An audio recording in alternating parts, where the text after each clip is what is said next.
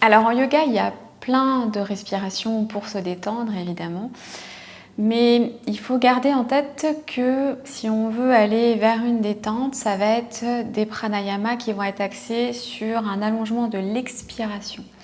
C'est sur l'expiration qu'on va plus stimuler notre système nerveux parasympathique, donc qui va nous aider à nous détendre. C'est par un allongement de l'expiration aussi qu'on va remonter le taux de CO2, donc ça va envoyer un signal d'apaisement à notre cerveau, parce que contrairement à quand on est anxieux, souvent on est en hyperventilation, donc on va avoir une baisse du CO2, on va avoir une hypocapnie.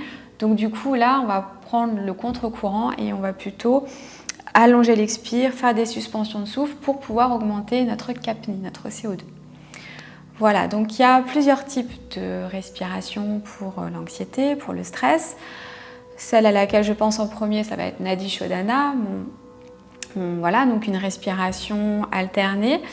Et alors, il faut savoir qu'en yoga, on a deux côtés. On a le côté gauche qui va être plutôt serein, lunaire, et le côté droit qui va être plutôt solaire.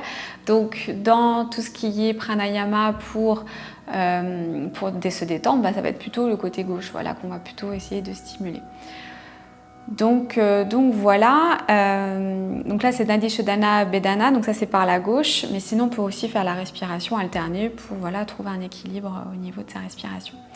Deuxième chose à laquelle, qui est très facile à faire, à laquelle je pense, ça va être une respiration du coup pas carrée, mais une respiration où on va faire une inspire sur 3 par exemple, une expire sur 4 ou sur 6, ça peut être bien aussi de doubler le chiffre. Donc par exemple, j'inspire sur 2, j'expire sur 4, j'inspire sur 3, j'expire sur 6, j'inspire sur 4, j'expire sur 8, etc., etc.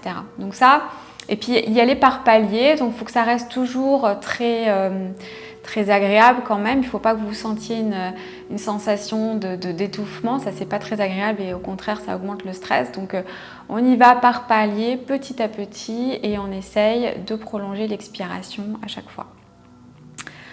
On peut aussi faire la respiration en escalier et bien sûr la respiration aussi en haut.